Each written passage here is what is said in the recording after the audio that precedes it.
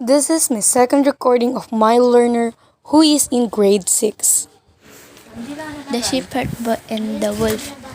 A shepherd boy tended his master's sheep near a dark forest not far from the village. Soon he found in the pasture very dull. All he could do to amuse himself was to talk to his dog or play on his staff to speak. One day, as he sat watching the sheep and the quiet forest, and thinking what to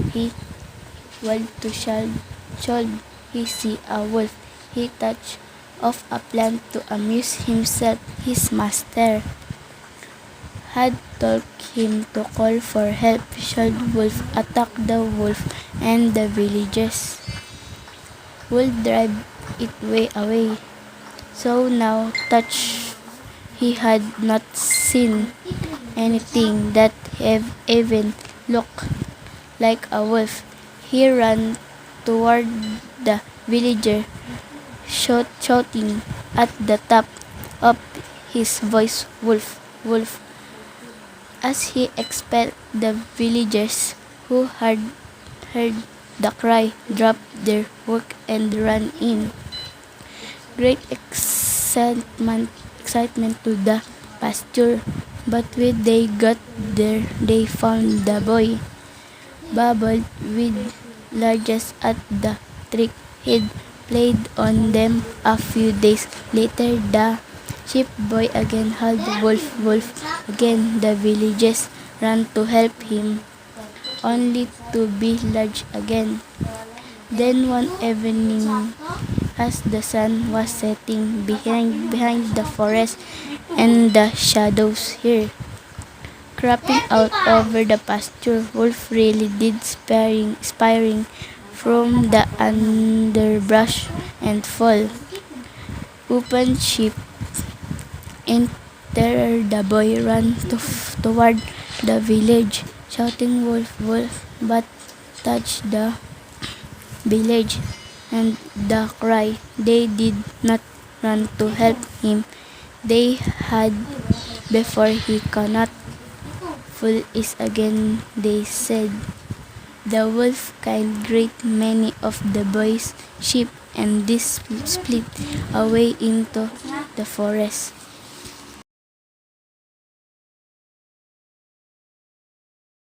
The Shepherd Boy and the Wolf. A shepherd boy tended his master's sheep. The learner mispronounced tended as tend. She mispronounced masters as master. A dark forest not far from the village. Soon he found in the pasture very dull. The learner omitted life. She initially mispronounced pasture as po, but eventually read it correctly in the second time. All he could do to amuse. The learner substituted cloud in could, and she inserted to between could and do. Himself was to talk to his dog or She said talk instead of talk. play on his staff to speak. The learner substituted on with one. Also, substituted shepherds with stature. She read peep instead of pipe. One day, as he sat watching the sheep, The learner read has instead of as. She read sat correctly, but in the second time, she said set. And she mispronounced watching with watching. and the quiet forest, and think She substituted quiet with quit. The learner read tinky instead of thinking. what to should he see a wolf. The learner inserted to between what and he. She read wood as wold, and mispronounced do with to. She read should with child in first attempt and unsuccessfully correct. She read should in the second time. He touched off a plant to amuse himself. She substituted thought with touch. Read the word himself as himself. His master had told him to call for help. The learner mispronounced told as talk. The official wolf attacked the wolf, She read should as should and substituted flock with wolf. and the villagers would drive it away. The learner mispronounced villagers with villages. She read wood as wold and initially read away as way, but eventually read correctly in the second time.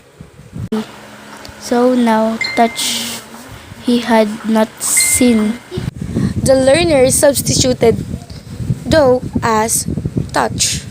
Anything that even looked like a wolf. She read even as ebb in the first attempt, and she unsuccessfully read even for the second time. He ran toward the villager, shouting. The learner mispronounced village with villager and read shouting as shot in first attempt, but successfully read it correctly in second time. At the top of his voice, wolf, wolf, as he expelled the villagers who had heard. She mispronounced expected with expect.